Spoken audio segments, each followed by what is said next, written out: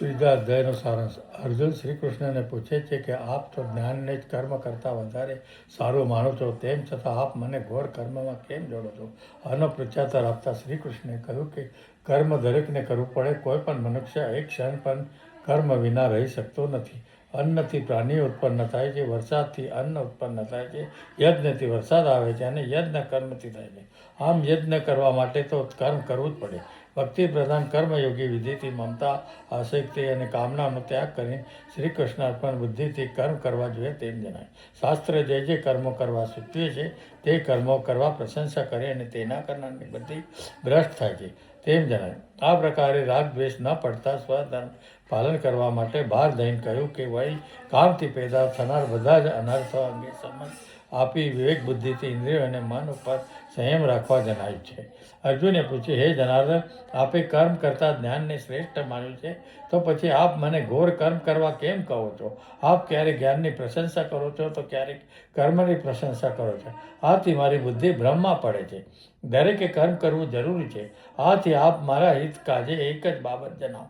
શ્રી કૃષ્ણે જવાબ આપતા કહ્યું, હે અર્જુન, આ જગતમાં જ્ઞાન વડે જ્ઞાનીને, કર્મયોગી વગડે કર્મયોગીને એમ બે પ્રકારની સ્થિતિ શ્રી કૃષ્ણ અર્જુનને જ્ઞાનને અને કર્મ અંગે સમજાવે છે, દર્શાવી છે. નિત્ય નૈતિક કર્મો કર્યા વગર અંતકરણની શુદ્ધિ થતી નથી. અંતકરણની શુદ્ધિ વિના જ્ઞાન લાભ થતો નથી.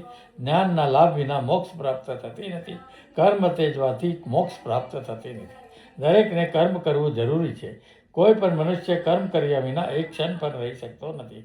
કારણ કે બધા પ્રાણીઓ પ્રકૃતિના ગુણોને વશ થઈ કર્મ કરે છે અને જે કર્મેન્દ્રિય સંયમ કરી મનથી વિષયનું સેવન કરે છે તે મૂર્ખ અને દવીન કહેવાય છે. જે મનુષ્ય મનથી જ્ઞાનેન્દ્રિયને દબાવી ફળ માટે અનાસક્ત થઈ કર્મયોગનું અનુષ્ઠાન કર્મેન્દ્રિય દ્વારા કરે છે તે શ્રેષ્ઠ છે.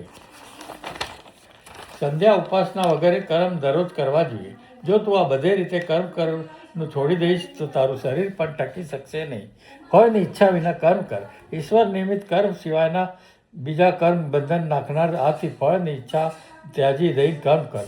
અગાઉ બ્રહ્માએ યજ્ઞ સહિત પ્રજાને સર્જી ત્યારે તેમને કહેલું કે આ યજ્ઞ વળી તમે દેવોને સંતોષ કરો તો દેવો તમને વંચિત ભોગ આપશે, પરંતુ તેમને તમને જે આપ્યું છે તે દેવોને અર્પણ કર્યા વગર ભોગવો તો તમે ચોર ઠરો. યજ્ઞ કર્યા પછી વધેલું જમનાર સજ્જન છે, તે સર્વ પાપોમાંથી મુક્ત થાય છે. પણ જે મનુષ્ય પોતાના માટે રાંધે છે તે પાપનું ભક્ષણ કરી રહ્યા છે. પ્રાણીની ઉત્પત્તિ અન્ન વડે થાય છે, અન્ન વરસાદથી થાય છે, વરસાદ યજ્ઞથી થાય છે, યજ્ઞ કર્મથી થાય છે, કર્મ વેદથી ઉત્પન્ન થાય છે અને વેદ પરમાત્માથી ઉત્પન્ન થાય છે. આમ પરમાત્મામાં યજ્ઞમાં રહેલું માટે યથાધિ કર્મ કરવા જોઈએ. જે જગતમાં યથાધિ કર્મ કરતો નથી તે ભારરૂપ અને વૃથા જીવે છે, પરંતુ જે આત્મામાં રાચે છે, આત્મામાં તૃપ્ત રહે છે અને આત્મામાં સંતોષી રહે છે તેને કોઈ કર્મ કરવાનું રહેતું નથી. જનક વૈદી જેવી રાજવી ફળમાં અનાસક્ત રહી કર્મ દ્વારા ઉત્તમ સિદ્ધિ હાંસલ કરી શક્યા હતા. તેથી મનુષ્યના ધર્મમાં પ્રવૃત્ત કરવા પણ તું કર્મ કર. મોટા માણસો જે કંઈક આચરણ કરે તેનું અનુકરણ નાના કરે છે. હે અર્જુન, મારે પોતાને ત્રણેય લોકમાં કંઈક કરવાનું કે મેળવવાનું નથી, છતાં હું કર્મમાં પ્રવૃત્ત રહું છું. જો હું કર્મ ન કરું તો બધા મારું અનુકરણ કરવા માંડશે અને કર્મોને છોડી દેવાથી નાશ પામશે. આથી કરીને વર્ણશંકર જાતિ પેદા થશે અને હું શંકરતાનો સર્જક અને તેના અધપતનનું કારણ બનું. બધા જ કર્મો ઇન્દ્રિયો મારફત કરવામાં આવે છે. અજ્ઞાની મનુષ્ય કર્મમાં અશક્ત થઈ કર્મ કરે છે અને હું કરું છું તેમ માની લે છે. જ્યારે જ્ઞાનીઓ કર્મમાં અશક્ત થયા વગર કર્મ કરે છે. પરમાત્માના પ્રેરણા માની કર્મ કરો. હું પરમાત્માનો અંશ છું અને તેની પ્રેરણાથી હું આ કાર્ય કરું છું. એવો નિશ્ચય કરીને જે કર્મ કરવામાં આવે છે તે મને અર્પણ કરી ફળની આશા છોડી અહંકારનો ત્યાગ કરીને શોક રહિત થઈને યુદ્ધ કર. જે મારા વચનોમાં શ્રદ્ધા રાખી દોષ દૃષ્ટિ વિના થઈ અહંકાર રહિત બની મારા મતને અનુસરે છે તે મનુષ્ય કર્મ કરતો હોવા છતાં જ્ઞાનીની જેમ કર્મથી મુક્ત થાય છે. દરેક ઇન્દ્રિયને પોતાના રાગદ્વેષનો વંશ ન થવું. રાગદ્વેષના બંને મોક્ષ માર્ગના શત્રુઓ છે. આથી કરીને રાગદ્વેષ જીતીને પોતાના ધર્મનું પાલન કરવું ઉત્તમ છે. પોતાના ધર્મમાં મૃત્યુ થાય તે ઉત્તમ છે, કેમ કે સ્વધર્મથી સ્વર્ગ સુખ મળે છે, જ્યારે બીજા ધર્મમાં નરક અપાવે છે. અર્જુને પૂછ્યું, હે કૃષ્ણ, પોતાની ઈચ્છા ન હોવા છતાં મનુષ્ય કોની પ્રેરણાથી પાપ કર્મ કરે છે? શ્રી કૃષ્ણે જવાબ આપ્યો, હે અર્જુન, રજોગુણોથી ઉત્પન્ન થયેલા કામ ક્રોધ મનુષ્યને પાપ કરાવે છે. આ બંને મહાન પાપી છે. તેને મોક્ષ માર્ગના શત્રુ જાણ. જેમ ધુમાડાથી અગ્નિ, કચરાથી દર્પણે વગરને ગર્ભ એષ્ટન ચામડીથી ગર્ભ ઢંકાય છે, તે પ્રમાણે કામથી વિવેક જ્ઞાન ઢંકાય છે. આ કામ અજ્ઞાની ભોગના સમય સુખ ને અંતમાં દુઃખ આપે છે. જ્ઞાનીને આ કામ દ્વારા થનાર અનર્થનો અનુભવ હોવાથી ભોગ ભોગવાનો સમય પણ દુઃખ જ થાય છે. કામના આશ્રય સ્થાન ઇન્દ્રિયોને મન બુદ્ધિ, ઇન્દ્રિયોનો મન અને બુદ્ધિ, આ ત્રણ કામમાં આશ્રય સ્થાન છે. કામ પોતાના આવરણથી જ્ઞાનને ઢાંકીને જીવાત્માને મૂર્ખ બનાવે છે. માટે તું પ્રથમ ઇન્દ્રિયોનો નાશ કરી જ્ઞાનનો નાશ કરનાર કામનો નાશ કર. ઇન્દ્રિયો દેહથી અલગ છે, બુદ્ધિ મનથી અલગ છે, મન ઇન્દ્રિયોથી પર છે, આત્મા બુદ્ધિ પરથી પર છે. માટે હે અર્જુન, આત્માને બુદ્ધિથી મહાન ગણી બુદ્ધિથી મનને અંકુશમાં લઈને કામરૂપી શત્રુનો નાશ કર. ઇતિ શ્રીમદ ભાગવદ્ ગીતામાં શ્રી કૃષ્ણ અર્જુન વચ્ચે થયેલા સંવાદમાં કર્મયોગ નામનો ત્રીજો અધ્યાય સંપૂર્ણ. શ્રી હરિપાંડુરંગ, શ્રી હરિપાંડુરંગ, શ્રી પાંડ. ત્રીજા અધ્યાયનું મહાત્મ્યનું ફળ.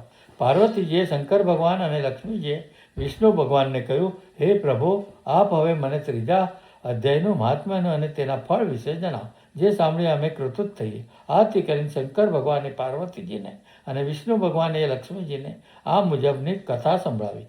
કૌશિક વંશમાં જડ નામનો એક બ્રાહ્મણ થયો હતો. તે વેદશાસ્ત્ર જાણનાર હોવા છતાં પોતાના કર્મે કરીને અધોગતિ પામ્યો હતો. તેને અનેક પ્રકારના વેપાર દ્વારા પુષ્કળ ધન એકઠું કર્યું હતું. તેને આ ધનનો સદુપયોગ ન કરતા દુરુપયોગ કરવા માંડ્યો. જુગાર, શરાબ, વૈશ્યાગમન વગેરે દૂષણોમાં પડીને તેને સઘળું ધન ગુમાવ્યું. તેથી કરીને તેને ચોરીના રવાડે ચડી ફરીથી ધન એકઠું કર્યું. એક દિવસ કેટલાક લૂંટારીઓ રાતના સમયે તેના ઘેર જઈને તેને મારીને તેને પાસે જે ધન હતું તે લઈ ગયા. આ બ્રાહ્મણ પ્રેત થયો. તે પ્રેત યોનિમાં તેના કર્મ અનુસાર ઘણો દુઃખી થયો. આ બ્રાહ્મણને મોહન નામનો એક પુત્ર હતો. તે વ્યાપાર અર્થે પરદેશ ગયો હતો. જ્યારે તે પોતાના ગામ પાછો આવ્યો ત્યારે પોતાના પિતાના મૃત્યુના સમાચાર જાણી તે દુઃખી થયો. તેને તેના પિતાની ઉત્તરક્રિયા કરવા છતાં તેના પિતાનો પ્રેત યોનિમાંથી ઉદ્ધાર ન થયો. એક દિવસ મોહનના ત્યાં તેનો મિત્ર 12 ગામથી આવ્યો. બીજા દિવસે સવાર થતાં તેના મિત્ર નહીં ધોઈ સંધ્યા સ્નાન કરી ગીતાજીના ત્રીજા અધ્યાયનો પાઠ કરવા માંડ્યો. આ સમય પહેલાં બ્રાહ્મણનો પ્રેત યોનિમાંથી ઉદ્ધાર થયો. તેના માટે એક સુંદર વિમાન આવ્યું. તે વિમાનમાં બેસવા ગયો.